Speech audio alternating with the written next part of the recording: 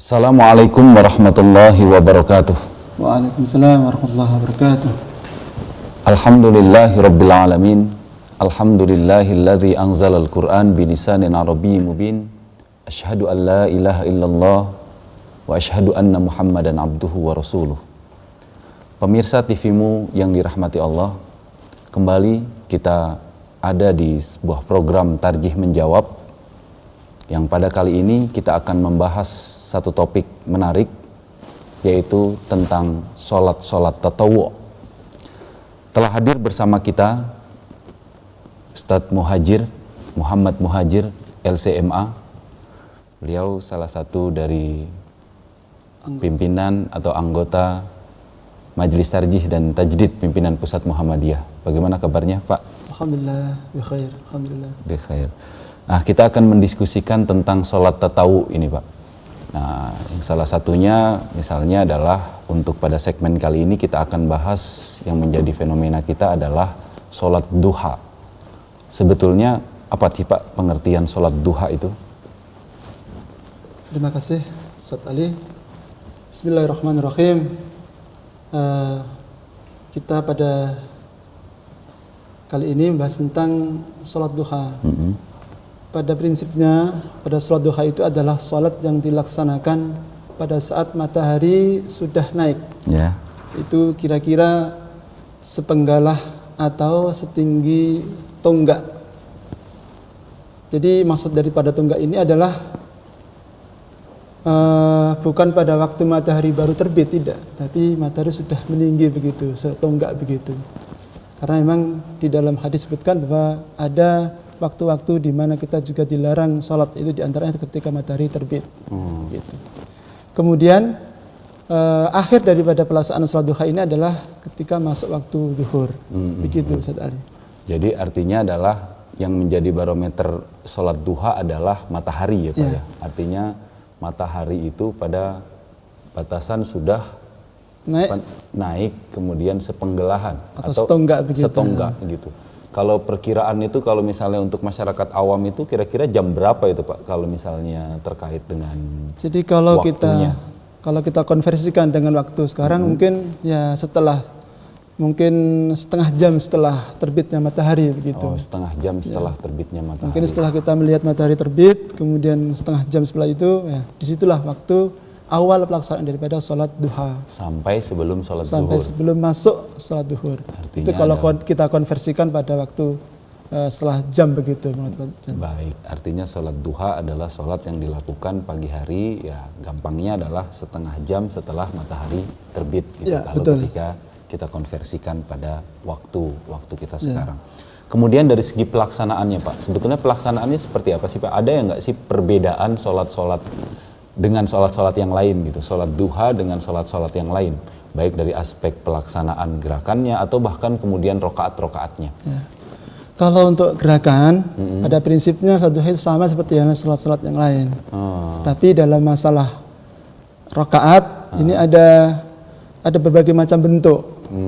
Di antaranya adalah sholat duha ini bisa dilaksanakan 2 rakaat. Ini berdasarkan daripada riwayat Muslim dan juga Abu Hurairah. Begitu juga sholat duha ini bisa dilaksanakan dengan 4 rakaat. Ini berdasarkan daripada riwayat Muslim juga dan juga dari Aisyah. Kemudian sholat duha ini juga bisa dilaksanakan dengan 8 rakaat. Setiap melakukan salam tiap 2 rakaat. Jadi tiap 2 rakaat salam gitu. Kemudian melakukan lagi salam, melakukan lagi. Betul. Sampai 8. Bahkan boleh juga dilaksanakan sekuatnya begitu, sebagaimana hadis yang diriwayatkan oleh Aisyah bahwa Rasulullah SAW bersabda, yusallid duha arba'an wa yazidu ma syaa. Ini rawahu Muslim. Jadi dalam pelaksanaan salat duha ini juga kadang-kadang bisa sekuat kita atau waktu kita, seberapa kita punya waktu untuk melaksanakannya. Oh baik, tapi minimal 2 rakaat itu ya Pak? Ya, betul. Minimal 2 rakaat, tapi kemudian maksimal ya ada bisa 8, bisa bahkan 16 atau semampu kita. Ya, semampu kita. Tetapi di sini ada keluasaan waktu untuk kita melaksanakannya. Begitu juga waktunya. Yang penting tidak melewati waktu zuhur tadi itu betul, dalam pelaksanaannya. Betul. Dan tentunya juga tidak meninggalkan aktivitas-aktivitas yang kemudian menjadi sebuah kewajiban ya Pak. Betul. Misalnya malah justru sholat duha berlama-lama dengan argumen banyak, tapi kemudian meninggalkan kewajiban pekerjaannya. Saya kira dari bentuk-bentuk dari 4 model yang sudah saya sebutkan tadi, dari model pelaksanaan rakaat ini menunjukkan bahwa memang sholat duha ini adalah adanya keluasaan waktu dan juga keluasaan daripada kesempatan kita untuk melaksanakannya. Begitu. Ini saya kira daripada rahmat agama kita, walaupun di saat-saat kita beraktivitas, saya kira waktu pagi itu kan aktivitas banyak, kita rutinitas yang banyak. Tapi di sini agama kita memberikan rekomendasi tentang waktu dan juga batasan daripada pelaksanaan rakaat-rakaat yang bisa kita laksanakan dalam waktu duha. Baik, kalau melihat begitu banyak keutamaan sholat duha gitu Pak, artinya adalah mungkin banyak juga yang mengkaitkan duha itu dengan bagaimana duha itu terkait dengan pelancaran rizki misalnya, atau yang lain sebagainya. Maka akhirnya para banyak orang-orang yang ya aktif sekali melakukan sholat duha, bahkan setiap hari. Apakah kemudian itu dicontohkan oleh Rasul, bahwa Rasul memang melakukannya setiap hari dalam sholat duha tadi? Baik. Pelaksanaan sholat duha ini sebaiknya tidak dilaksanakan setiap hari. Jadi harus malah justru jarang-jarang gitu ya Pak.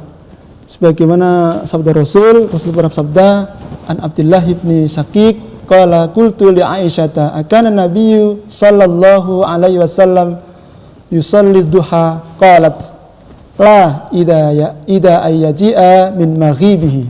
Artinya adalah diriwayatkan dari Abdullah bin Syakik, ia berkata, aku bertanya kepada Aisyah, apakah Nabi sallallahu alaihi wasallam selalu melaksanakan salat duha? Kemudian Aisyah menjawab, tidak, kecuali beliau baru tiba dari perjalanannya. Artinya dari hadis ini disebutkan bahwa dalam pelaksanaan salat duha itu tidaklah terus tiap hari begitu, tidak. Tapi ternyata sebaiknya itu dilaksanakan secara terus-menerus, tidak setiap hari. Saya kira begitu. Artinya tidak dilaksanakan terus-menerus setiap hari, tapi kemudian jarang-jarang. Nah, begitu ada selang mungkin bisa mengerjakan, kalau lagi tidak. Kalau melihat dari hadis Nabi ini yang diriwayatkan oleh Muslim tadi ya Pak ya. Betul. Artinya adalah Rasul ketika ada pertanyaan kepada Aisyah, dinyatakan bahwasanya Rasul tidak melakukan sholat duha setiap hari. Betul. Tapi ada argumen juga tadi, sepertinya kayak ada kelihatan kecuali ketika dia setelah perjalanan. Itu kaitannya seperti apa Pak? Maksudnya? Jadi beliau ini menandakan bahwa keluasan ataupun kesempatan dalam melaksanakan sholat duha itu, kalau memang tidak ada hal yang urgen ketika kita melaksanakan aktivitas, atau ada keluasaan untuk melaksanakannya, saya kira itu malah justru kita dianjurkan di situ. Artinya tidak ada keharusan tiap hari harus mengerjakan, tidak.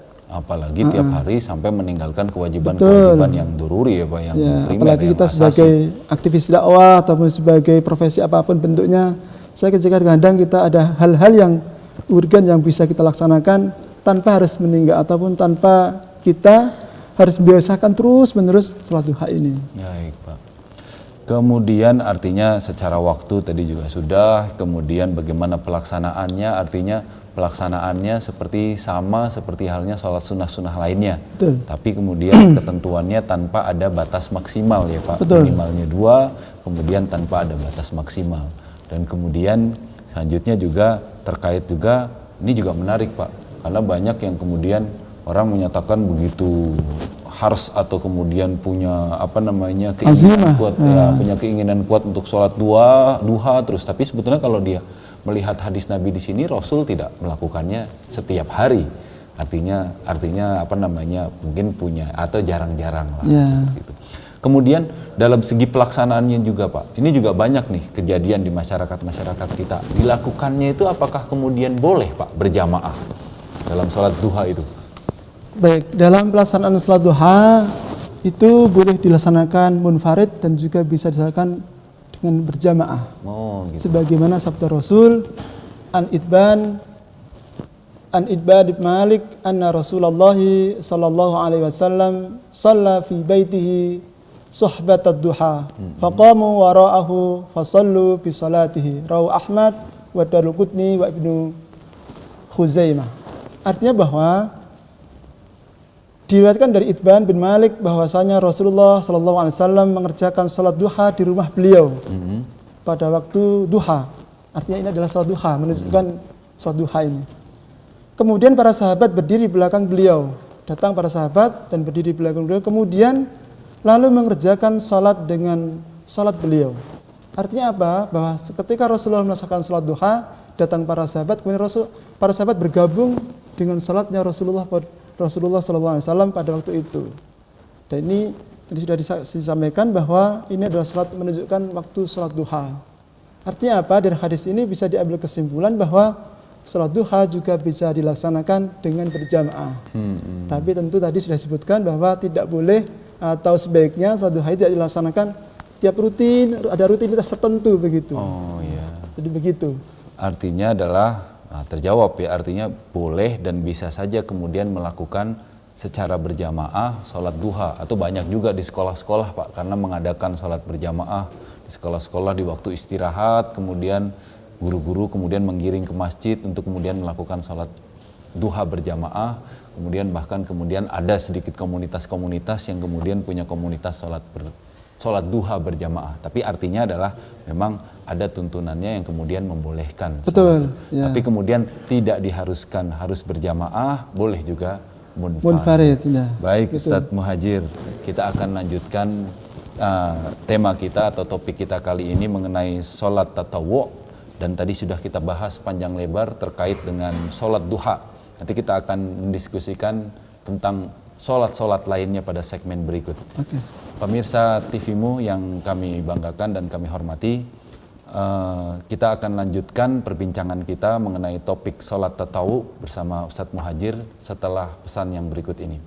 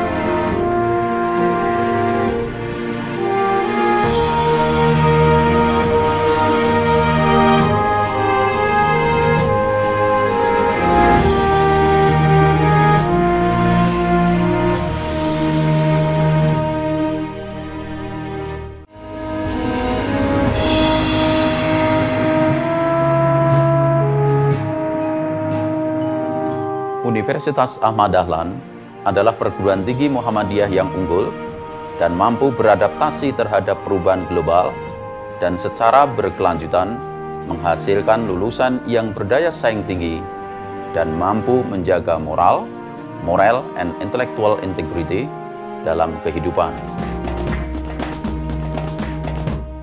안녕하세요. 제 이름은 권가민이라고 합니다.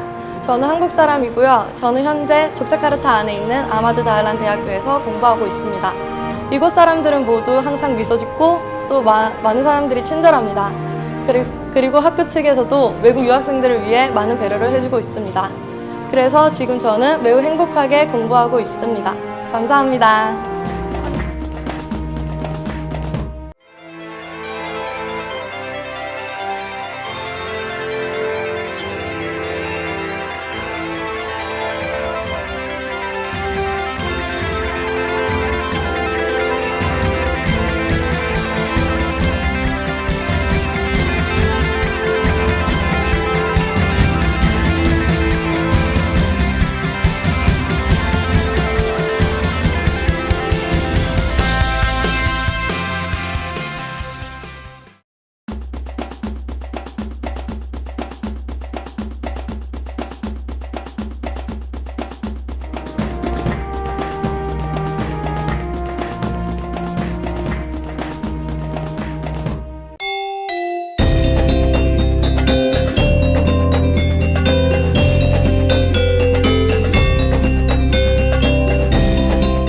Universitas Ahmad Dahlan, internationally recognized university.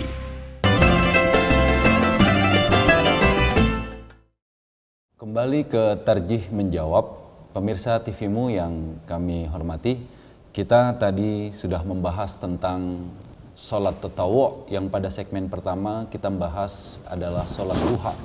Dari segi pelaksanaannya, kemudian rokaatnya, bahkan kemudian dilakukan secara berjamaah atau munfarid, bahkan kemudian ada juga Pak sebetulnya yang tadi sebetulnya saya ingin bertanya juga terkait dengan doa itu Pak. Ini banyak juga fenomena di masyarakat doa setelah sholat duha. Apakah ada doa kekhususan itu? Karena ada yang menganggap juga doa khusus sholat duha tadi itu, kemudian ada juga kemudian yang mengatakan itu bahkan daif gitu. Artinya lemah. Apakah kemudian ada doa-doa khusus terkait dengan setelah sholat duha itu Pak? Ya. Jadi selama ini ada doa sholat duha yang menyebar, muntasir di masyarakat kita, yaitu Allahumma inna duhauka wal bahauka itu. Memang ini doa ini sudah menyebar di masyarakat kita dan bahkan menjadi sebuah sebuah kebiasaan yang dilakukan oleh masyarakat kita. Padahal sebenarnya kalau kita lihat di nas-nas ataupun di dalil-dalil yang ada di hadis itu tidak ada satu nas atau teks doa tertentu dalam pelaksanaan sholat duha. Artinya di sini adalah bahwa dalam pelaksanaan ataupun doa sholat duha itu diserahkan kepada kita. Bahkan kalau bisa kita doa itu adalah doa yang ma'thurat begitu. Bahkan ada suatu naskah yang mengatakan bahwa doa inna duha'aka wal baha'aka itu adalah doa yang dulu pernah dibuat oleh oleh para fuqaha, yang mana itu menyebar sampai ke kita. Artinya adalah doa itu sebetulnya ada, tapi ketika diteliti doa itu justru kemudian dibuat oleh para fuqaha. Artinya tidak ada keharusan untuk berdoa dengan doa tadi ya Pak. Justru kemudian yang justru lebih baik atau disyariatkan berdoa saja yang masyurat yang memang Rasul Shallallahu Alaihi Wasallam kemudian tuntunkan. Artinya lebih umum ya Pak. Atau bahkan kemudian kita bisa berdoa sesuai dengan keinginan kita ya Pak. Ya. Dengan keinginan kita dan dengan hajat kita, tergantung apa yang kita inginkan dan kita minta. Dan saya kira tidak ada doa khusus dalam melaksanakan sholat duha ini. Bahkan mungkin bisa doa yang seperti halnya Allahumma inni a'udzubika minal hammi wal hajani wa na'udzubika minal azzi wal kasali wa na'udzubika minal jibli wal bukhli. Saya itu perlu sekali. Artinya doa-doa yang benar sudah termaksuratkan, sudah ada nas atau dalilnya dan juga sudah termaktub dalam hadis-hadis itu. Atau bahkan doa-doa tadi doa yang kemudian yang terambil dari dalam Al-Qur'an ya Pak hadis, ya. Baik Pak. Baik Pak, sepertinya kita sudah sedikit mentuntaskan terkait dengan sholat duha. Nah, berbicara sholat tatawu lainnya adalah ada sholat tahiyatul masjid. Nah, ini juga kemudian menarik juga untuk kemudian kita diskusikan terkait dengan ini. Bisa dijelaskan lebih lanjut Pak, apa itu maksud dari tahiyatul masjid itu? Ya. Sholat tahiyat ini adalah setelah tahiyat masjid adalah sholat yang dilaksanakan atau dilakukan atau dikerjakan untuk menghormati masjid. Artinya di sini mengandung makna bahwa begitu pentingnya masjid ini bagi kita umat Islam, sehingga ada sholat yang bernama sholat tahiyatul masjid. Tahiyat itu adalah penghormatan terhadap bagaimana pentingnya masjid ini. Kemudian sholat ini dilakukan ketika setiap kita masuk masjid, dimanapun kita berada. Kalau kita hadir ataupun mengunjungi suatu masjid, kita disunatkan untuk sholat 2 rakaat, yaitu disebutkan dengan sholat tahiyatul masjid. Itu 2 rakaat. Mungkin kita sudah masuk di suatu masjid atau kita mungkin berkunjung ataupun lagi di masjid tersebut, disunahkan kita untuk melaksanakan sholat 2 rakaat. Begitu. Ini yang disebut dengan sholat tahiyatul masjid. Kecuali memang kecuali ketika di Masjidil Haram ya Pak ya. Katanya istilah di Masjidil Haram itu konon katanya tidak ada tahiyatul masjid, tapi kemudian hanya kita melakukan tawaf ya, betul. Diganti dengan tawaf. Sebagai ganti penghormatan untuk Baitullah, untuk Ka'bah gitu. Ya. Baik Pak. Kemudian terkait dengan pelaksanaannya nggak ada perbedaan ya Pak dengan sholat-sholat rawatib atau maksud saya sholat tatawu lainnya gitu.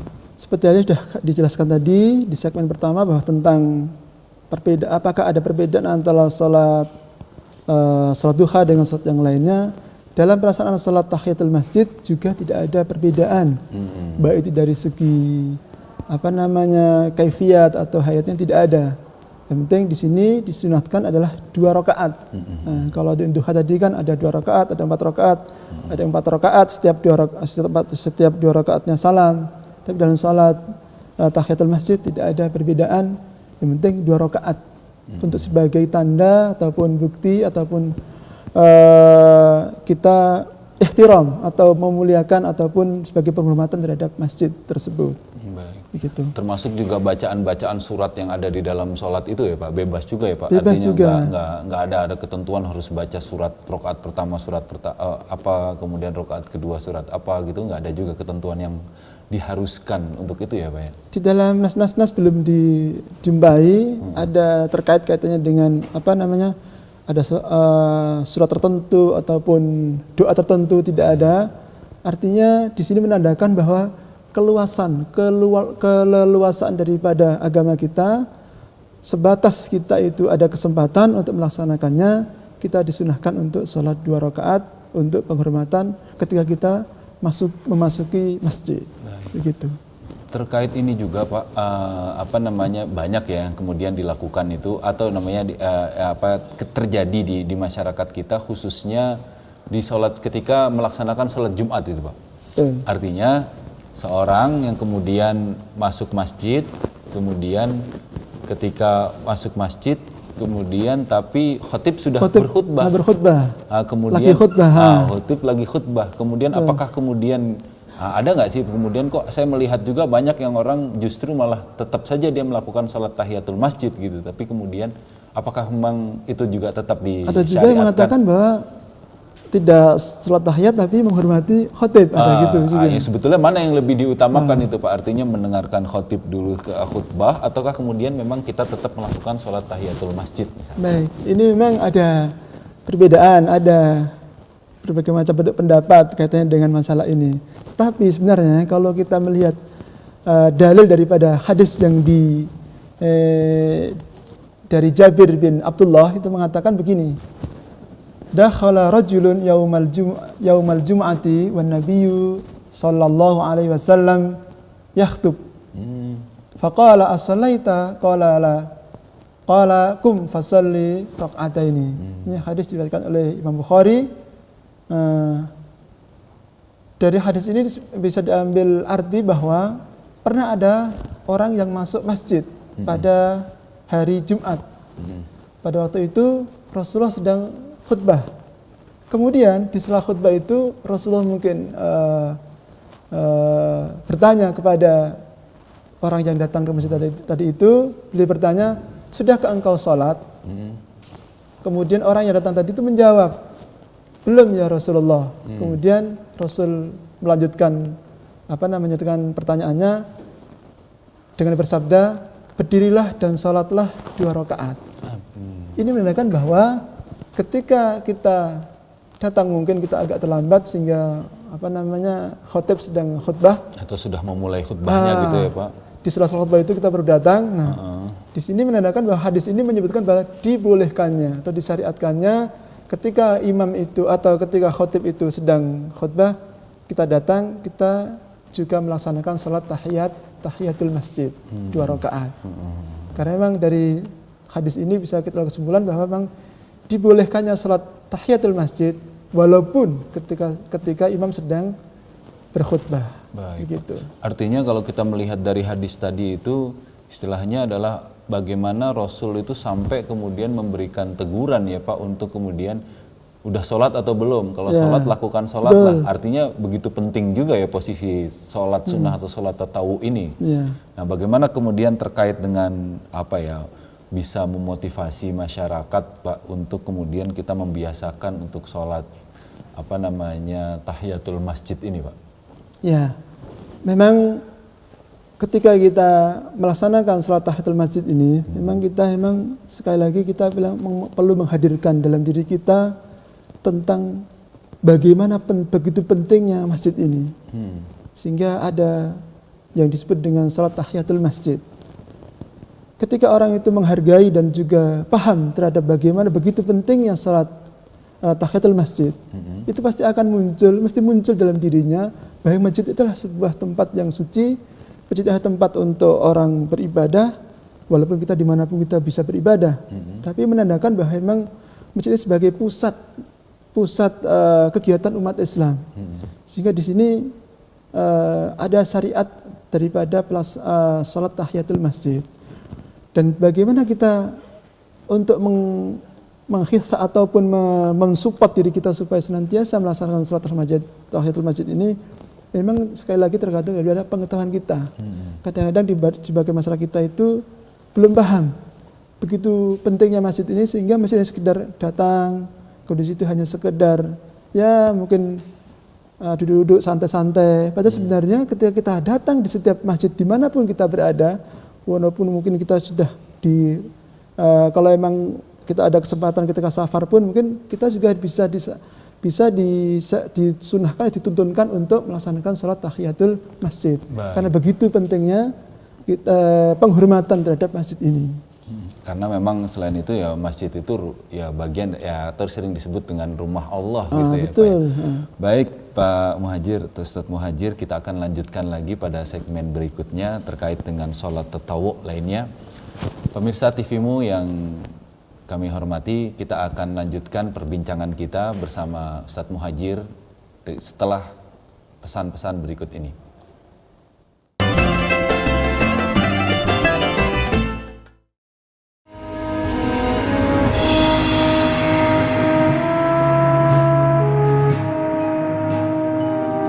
Universitas Ahmad Dahlan adalah perguruan tinggi Muhammadiyah yang unggul dan mampu beradaptasi terhadap perubahan global dan secara berkelanjutan menghasilkan lulusan yang berdaya saing tinggi dan mampu menjaga moral and intellectual integrity dalam kehidupan. 안녕하세요. 제 이름은 권가민이라고 합니다. 저는 한국 사람이고요. 저는 현재 족자카르타 안에 있는 아마드 다을란 대학교에서 공부하고 있습니다. 이곳 사람들은 모두 항상 미소 짓고 또 많은 사람들이 친절합니다. 그리고 학교 측에서도 외국 유학생들을 위해 많은 배려를 해주고 있습니다. 그래서 지금 저는 매우 행복하게 공부하고 있습니다. 감사합니다.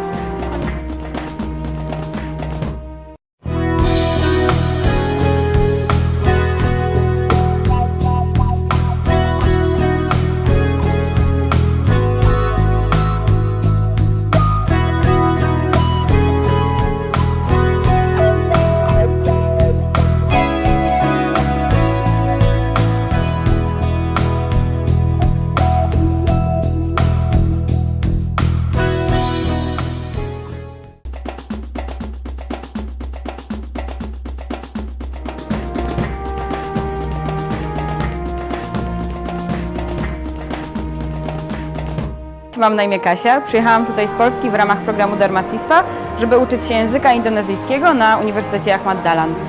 Studiowanie na UAD, a do tego mieszkanie w Jogjakarcie jest niepowtarzalną okazją, żeby poznać kulturę Indonezji, dlatego wszystkich do tego serdecznie namawiam. A Indonezyjczycy na pewno Wam w tym pomogą, ponieważ jest to najbardziej pogodny i radosny i pomocny naród świata.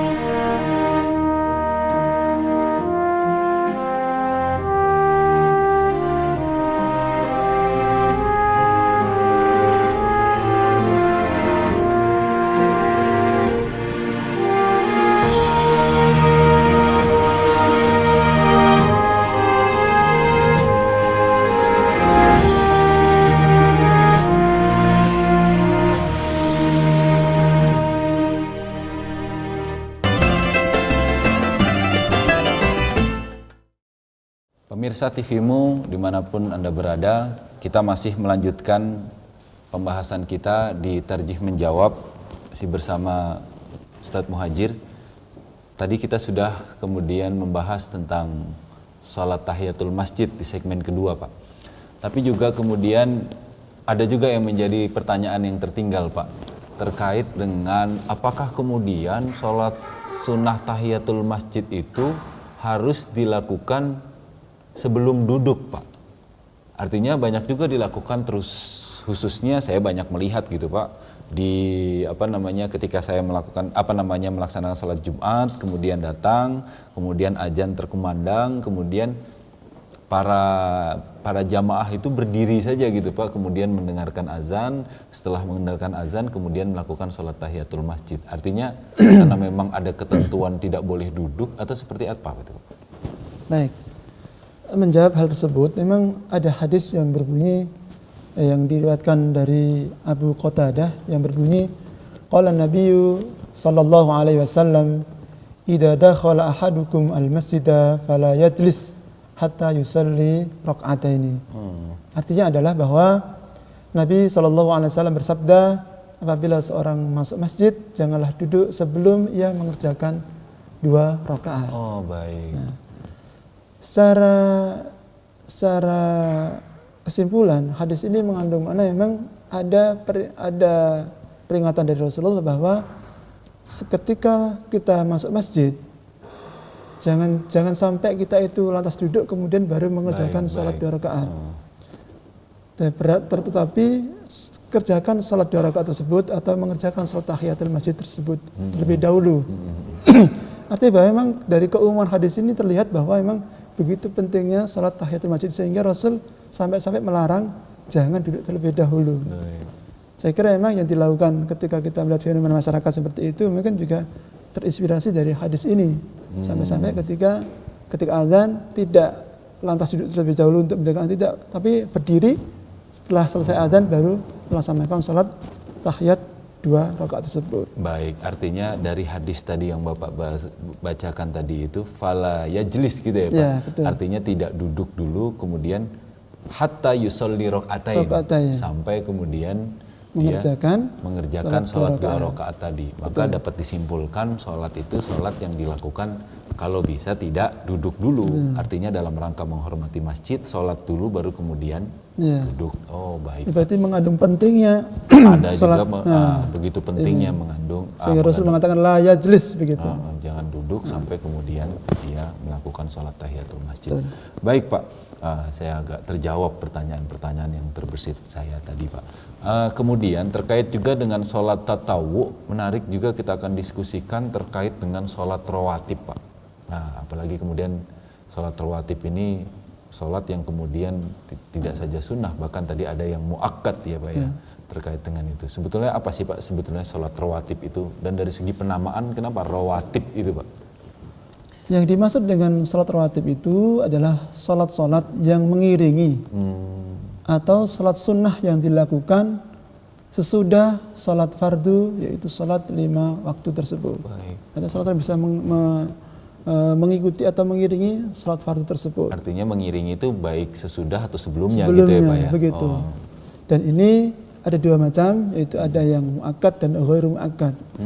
Yang muakkad ini adalah yang senantiasa Rasul lakukan. Sedangkan yang ghairu muakkad adalah Rasul tidak intent untuk melaksanakannya ini. Baik, itu definisi muakkad dan ghairu muakkad ya, Pak. Betul. Muakkad itu Rasul senantiasa melakukan, tapi ghairu muakkad Rasul tidak intent dalam melaksanakan. Oh, baik. Begitu. Kemudian ada ketentuan, Pak, memang kalau sholat rawatib itu dari segi pelaksanaannya, Pak?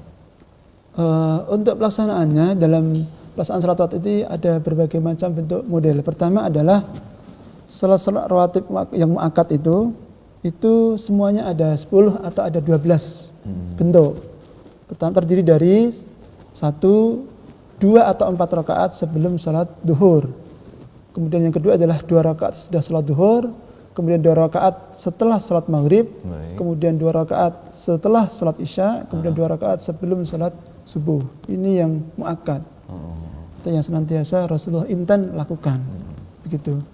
Oh tadi 12 tadi terkait dengan rokaat jumlah tadi intens dilakukan ya Pak ya? Iya, betul. Artinya bukan 12 bentuk sholatnya tapi kemudian 12 rokaat yang kemudian penjumlahan dari rokaat-rokaat yang jumlah. Rasul Shallallahu Alaihi Wasallam kemudian melakukan sholatnya tadi ya Pak? Iya, betul begitu. 2 atau 4 tadi sholat apa Pak? Bisa diulangi lagi Pak? 2 rakaat atau 4 rakaat sebelum sholat duhur, Baik. kemudian 2 rakaat sudah sholat duhur, kemudian 2 rakaat setelah sholat maghrib, Baik. 2 rakaat setelah sholat isya, kemudian 2 rakaat sebelum sholat subuh. Baik. Itu. Kemudian kalau yang ghairu muakkad Pak? Untuk yang ghairu muakkad itu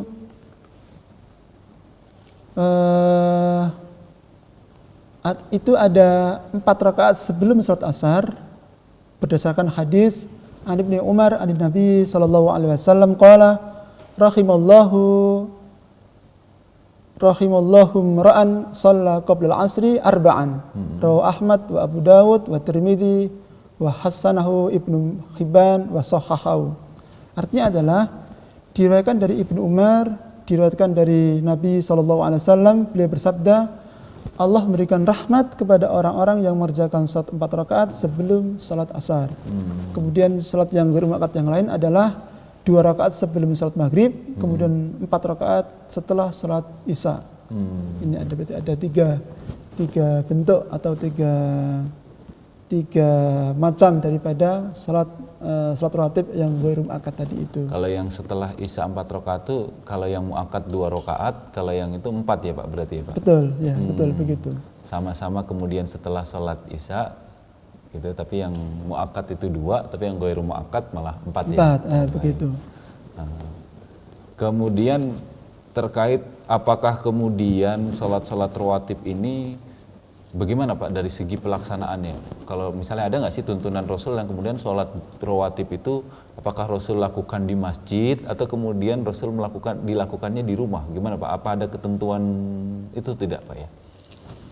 Untuk dalam seperti halnya contoh ketika pelaksanaan sholat rawatib ba'diyah Jumat itu memang ada, dan ini Rasul kadang ada dilaksanakan di masjid dan juga ada yang dilaksanakan di rumah. Baik Pak. Berdasarkan hadis. Kalau hadis yang di masjid dulu Pak? Ya di masjid itu idza shalla ahadukum jum'ata shallaitu ma'a Rasulillah sallallahu alaihi wasallam qabla zuhri sajdataini wa ba'daha sajdataini wa ba'dal maghrib sajdataini wa ba'dal isya'i sajdataini wa ba'dal jum'ati sajdatani. Fa ammal maghrib wal isya'u wal jum'atu fa shallaitu ma'an nabi sallallahu alaihi wasallam fi baitihi. Ini artinya adalah bahwa aku salat bersama Rasulullah sallallahu alaihi wasallam 2 rakaat sebelum zuhur. 2 rakaat sudah zuhur, 2 rakaat sudah maghrib, 2 rakaat sudah isya, dan 2 rakaat sudah Jumat. Adapun maghrib dan isya dan Jumat aku salat sunat rawatib bersama Nabi di rumah beliau. Baik. Artinya ada yang dilaksanakan di masjid dan juga ada yang di rumah. Ya, berarti boleh dilakukan di masjid, artinya azan terkumandang, kemudian dia sholat sunnah di rumahnya, kemudian dia berangkat ke masjid untuk sholat berjamaah, tidak ada masalah, atau kemudian dia segera berangkat untuk melakukan sholat, misalnya sholat tahiyatul masjid, kemudian setelah sholat tahiyatul masjid, kemudian dia sholat rawatib terlebih dahulu, di rumah, dilanjutkan, kemudian dilakukan di masjid. Kemudian terkait dengan sholat Jumat Pak, apakah kemudian ada ketentuan Pak terkait dengan sholat Jumat, terkait dengan ada juga fenomena di masyarakat ini tentang sholat qobliyah Jumat. Nah bagaimana itu Pak? Baik, kaitan dengan sholat qobliyah Jumat, memang sholat sunnah qobliyah Jumat ini dalam pelaksanaan sholat rawatib kaitannya dengan sholat Jumat, memang sholat rawatib ini adalah sholat yang sholat sunat yang mengiringi sholat wajib. Nah, tetapi untuk sholat Jumat itu meskipun wajib, qobliyah Jumat itu. Meskipun sholat Jumat ini wajib, memiliki tata cara atau aturan tertentu. Karena tidak ada sunnah rawatib sebelum sholat Jumat, akan tetapi disyariatkan bagi kaum muslimin yang masuk masjid agar mengerjakan sholat beberapa rakaat sesempurnanya. Artinya tidak ada dalil yang menunjukkan bahwa ada sholat qobliyah Jumat. secara khusus. Tetapi kita sebagai hadis yang sudah saya sampaikan tadi di segmen yang kedua tadi, bahwa memang ada sholat tahiyatul masjid. Walaupun seketika khotib pun sedang berkhutbah, kita juga disunahkan untuk mengerjakan sholat 2 rakaat tadi. Artinya dan tidak ada sholat rawatib sebelum atau qobliyah Jumat tersebut. Artinya dengan argumen tidak ada hadis tertentu terkait dengan itu ya Pak? Ya, yang Karena menunjukkan kalau kita samakan Jumat dengan zuhur atau qobliyah zuhur tentu akan berbeda ya Pak ya. Baik, tentu akan berbeda. Baik Pak, nanti kita akan lanjutkan lagi terkait dengan salat rawatib, khususnya adalah salat Jumat. Masih banyak juga pertanyaan-pertanyaan yang kemudian mengemuka di tengah-tengah masyarakat, nanti saya akan utarakan. Pemirsa TV-mu yang kami hormati, kita akan kembali dan mendiskusikan kembali terkait dengan topik salat rawatib pada segmen berikutnya. Jangan kemana-mana, tetap bersama kami di Tarjih Menjawab.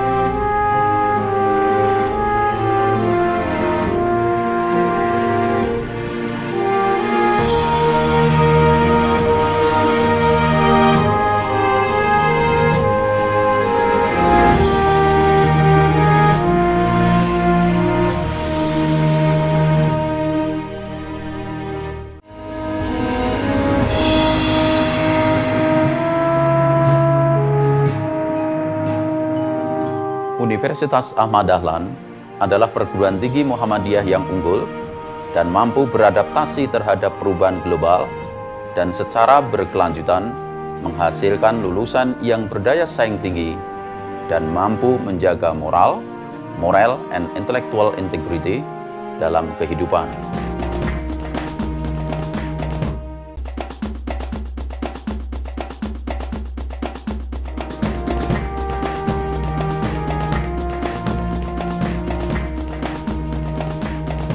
Mam na imię Kasia, przyjechałam tutaj z Polski w ramach programu Darmasistwa, żeby uczyć się języka indonezyjskiego na Uniwersytecie Ahmad Dahlan. Studiowanie na UAD, a do tego mieszkanie w Jogjakarcie jest niepowtarzalną okazją, żeby poznać kulturę Indonezji, dlatego wszystkich do tego serdecznie namawiam. A Indonezyjczycy na pewno Wam w tym pomogą, ponieważ jest to najbardziej pogodny i radosny i pomocny naród świata.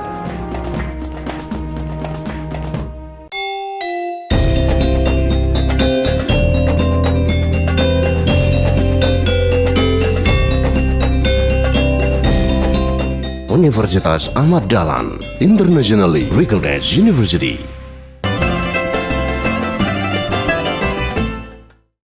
Pemirsa TVmu yang kami hormati, kita kembali di Tarjih Menjawab, masih bersama Ustadz Muhajir.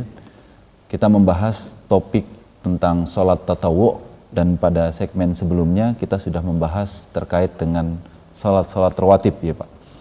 Artinya tadi juga bisa disampaikan rawatib yang muakkad maupun ghairu muakkad.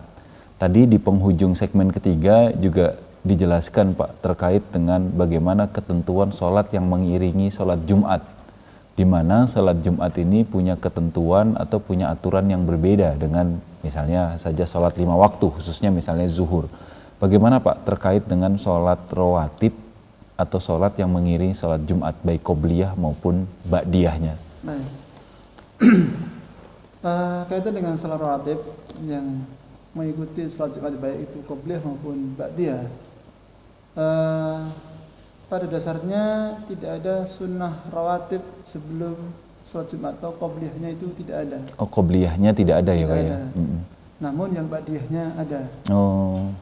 Tetapi disyariatkan bagi kita, bagi kaum muslimin, bagi siapapun yang masuk masjid agar mengerjakan salat beberapa rakaat semampunya ketika kita hendak melaksanakan salat Jumat. Oleh karena itu, jika salah seorang dari kita masuki masjid, hendaklah yaitu untuk masuk masjid dan sebelum melaksanakan salat Jumat, maka dia boleh mengerjakan salat sesuai dengan kehendaknya, artinya semampu dia. Kemudian duduk dan tidak berdiri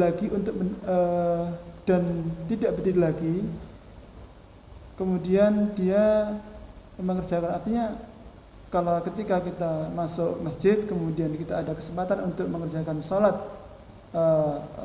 maka kita sedangkan untuk mengerjakan salat tahiyatul masjid, bukan salat qobliyah Jumat. Oh, berarti yang dimaksud dengan salat tadi yang dilakukan dalam sebuah tuntunan kita ini adalah kembali kepada segmen kita sebelumnya ya Pak, adanya kemudian pensyariatan melakukan sholat sunnah tahiyatul masjid.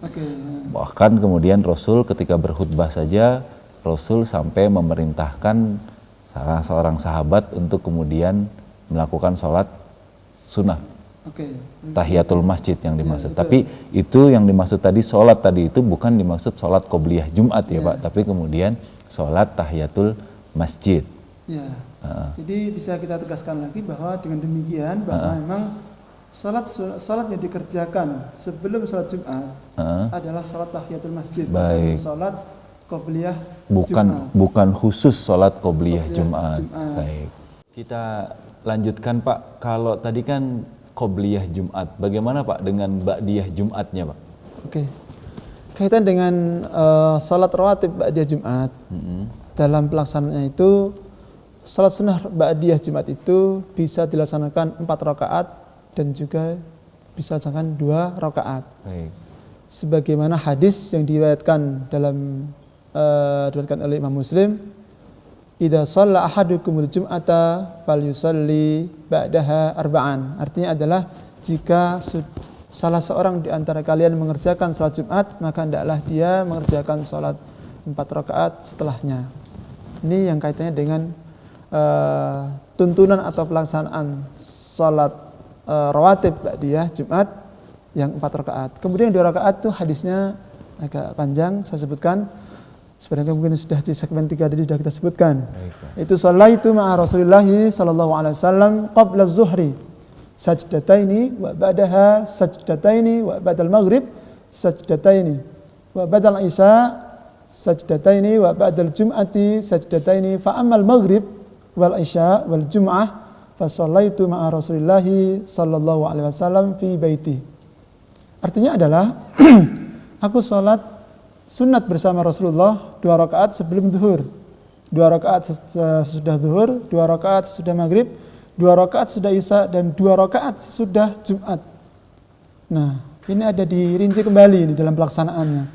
Adapun maghrib, isya, dan Jumat, aku sholat sunat rawatib bersama Rasulullah di rumah beliau. Baik. Hadis riwayat Muslim.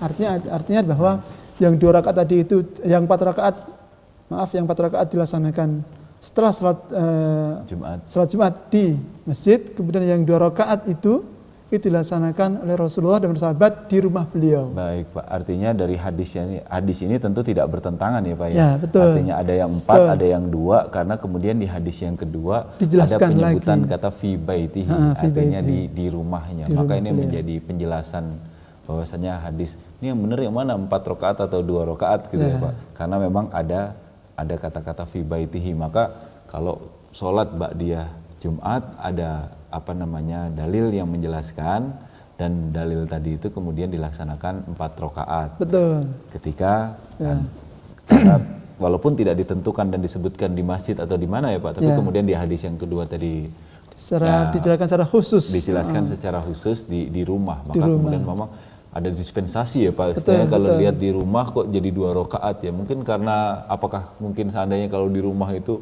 lebih berat atau sudah malas atau yang lain sebagainya, atau mungkin ya karena memang ada tuntunannya Ada Pak tuntunannya. ya. Karena memang ada tuntunannya. Baik Pak. Kita sudah terkait panjang lebar juga terkait dengan sholat rawatib gitu Pak. Nah kemudian ada nggak sih Pak waktu-waktu atau kemudian tadi sholat yang mengiringi sholat wajib 5 waktu. Kemudian terkait dengan itu selain waktu-waktu yang kemudian baik itu sholat muakkadah, waktu itu disunahkan secara muakkadah, atau waktu tadi disunahkan secara ghairu muakkadah, ada nggak sih Pak waktu yang kemudian memang dilarang terkait dengan sholat rawatib itu? Di hadis disebutkan bahwa di antara waktu-waktu kita dilarang sholat adalah ketika terbitnya matahari. Baik. Maka tadi kan di awal sudah kita sebutkan bahwa pelaksanaan sholat duha itu apabila ada seorang yang mungkin dia sholat subuh, kemudian dia tinggal ataupun di masjid terus sampai dia menunggu sholat duha, maka dia ketika terbit matahari itu dia dilarang untuk sholat apapun bentuknya, menunggu setelah mungkin setengah jam setelah terbitnya matahari. Artinya menunggu setombak daripada ketinggian matahari itu. Artinya memang kita dilarang untuk sholat ketika waktu matahari terbit itu. Kemudian ketika waktu matahari tenggelam, Artinya kita dilarang sholat ba'diyah subuh berarti ya Pak? Betul. Gitu ya Pak secara itu. Jadi tidak ada sholat ba'diyah subuh. Subuh. Artinya sampai kemudian matahari masuk pada waktu duha gitu ya Pak? begitu tadi, juga ba'diyah asyar. Oh baik, ba'diyah Kemudian asar. ketika matahari di atas kepala, itu juga kita dilarang untuk melaksanakan. Itu adalah waktu-waktu kita diharamkan untuk melaksanakan sholat. Berarti Begitu. yang pertama tadi ba'diyah subuh atau setelah sholat subuh sampai kemudian matahari sudah kemudian setinggi tombak tadi ya Pak Ya, istilahnya naik setinggi tombak atau dalam waktu kita sering sebut dengan waktu duha itu Oh, ya Pak. betul. Kemudian setelah asar, Asar, ya Pak, setelah asar kemudian yang terakhir ketika matahari matahari di atas kepala. di atas kepala. Oh, oke. Baik Pak. Nah, hasil dari diskusi kita terkait dengan topik mengenai rawatib ini Pak, kira-kira khususnya kita ini di bulan yang mulia ini terkait dengan keutamaan sholat rawatib itu seperti apa Pak sebetulnya? Baik.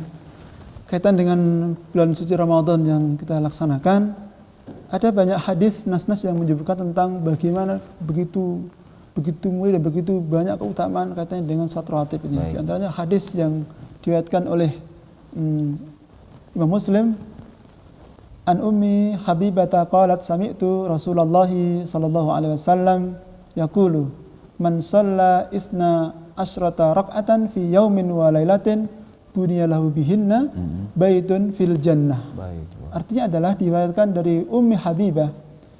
Ia berkata, aku mendengar Rasulullah sallallahu alaihi wasallam bersabda, barang siapa yang salat sunat rawatib 12 rakaat dalam sehari semalam, niscaya dibuatkan baginya sebuah rumah di surga. Artinya menunjukkan bagaimana begitu besar keutamaan daripada barang siapa yang mau melaksanakan salat rawatib ini. Apalagi di bulan suci Ramadan yang sangat mubarak, sehingga mungkin akan banyak lipatan pahala yang bisa kita dapatkan apabila kita membiasakan diri kita selalu mudawamah, istiqomah dalam melaksanakan salat-salat yang sudah kita sampaikan tadi itu. Ada hadis lain yang berbunyi begini. Ada suatu ketika sahabat Aisyah itu telah meriwayatkan sebuah hadis tentang salat sunat rawatib sebelum atau qobliyah subuh. Dari Nabi Muhammad SAW, beliau bersabda, raq'ata al-fajr khairum minad dunya wa ma fiha. 2 rakaat salat sunnah subuh lebih baik daripada dunia dan seisinya. Artinya sebelum subuh ya Pak? Iya, betul. Bayangkan kita bisa mengambil intisari daripada hadis ini bahwa dunia seisinya ini itu tidak ada artinya bila dibandingkan dengan 2 rakaat sebelum salat subuh. Artinya qobliyah subuh tadi itu. Ini menunjukkan bahwa begitu tinggi dan begitu banyak kemuliaan yang bisa kita laksanakan dalam kita pelaksanaan salat-salat rawatib ini. Tentu maksud kita harus terus memotivasi diri kita. Begitu luar biasa ya Pak ya. Artinya adalah bahkan kemudian dibuatkan rumah di surga, atau tadi kemudian lebih baik daripada dunia dan seisinya. Maka kemudian tidak ada kemudian apalah hilah atau alasan lagi untuk kita tidak kemudian melakukan dan kemudian untuk motivasi terus kemudian sholat rawatib ini. Mungkin waktu kita sudah terbatas Pak, mungkin bisa memberikan kesimpulan dari diskusi atau topik kita kali ini Pak, mengenai sholat duha, tahiyatul masjid, bahkan kemudian juga tadi kita banyak mendiskusikan tentang sholat rawatib. Ya, kesimpulan yang bisa kita ambil dari tema kita pada kali ini adalah bahwa begitu banyak support atau motivasi yang bisa kita ambil daripada hadis-hadis yang sudah kita sampaikan tadi, baik tentang keutamaannya dan juga pelaksanaannya, kaifiyahnya dan lain sebagainya itu. Tentu kita sebagai seorang muslim, apalagi kita di bulan suci Ramadan yang penuh lipatan pahala ini, mari kita sama-sama masing-masing pribadi kita senantiasa meningkatkan etos daripada masing-masing kualitas ibadah kita. Dari hal-hal yang sudah memang itu hal yang sunnah, tapi kalau kita kerjakan dengan terus-menerus, mudawamah dan juga istiqomah, tentu itu akan juga bisa menambah daripada timbangan atau pemberat amal ibadah kita nanti di akhirat kelak. Begitu. Baik Pak, banyak sekali ya Pak ya ibroh-ibroh yang terkait dengan atau pelajaran yang bisa kita ambil, karena waktu kita sangat terbatas Pak Muhajir atau Ustadz Muhajir. Kita harus undur diri dulu ini. Kita bisa nanti diskusikan terkait dengan sholat-sholat tatawu lainnya, karena masih banyak yang kemudian pembahasan penting yang kemudian juga menjadi pertanyaan di tengah-tengah masyarakat kita. Pemirsa TV-mu yang kami hormati, sekiranya cukup sekian Tarjih Menjawab pada episode kali ini. Kita akan bertemu lagi pada topik-topik lain yang menarik lainnya. Terima kasih dari kami, mohon maaf atas segala kesalahan. Assalamualaikum warahmatullahi wabarakatuh. Waalaikumsalam warahmatullahi wabarakatuh. خليني حدك واحميني ياللي من العمر أغلى عجناح الهوى لاقيني وشوف سنيني عم تحلى لما تقلي انسى وجودي ودقة قلبي هي خدودي حياتي بهواك موعودي وحداني يا وحداني ورجوعك حررني. أهلا وسهلا بالعزيز.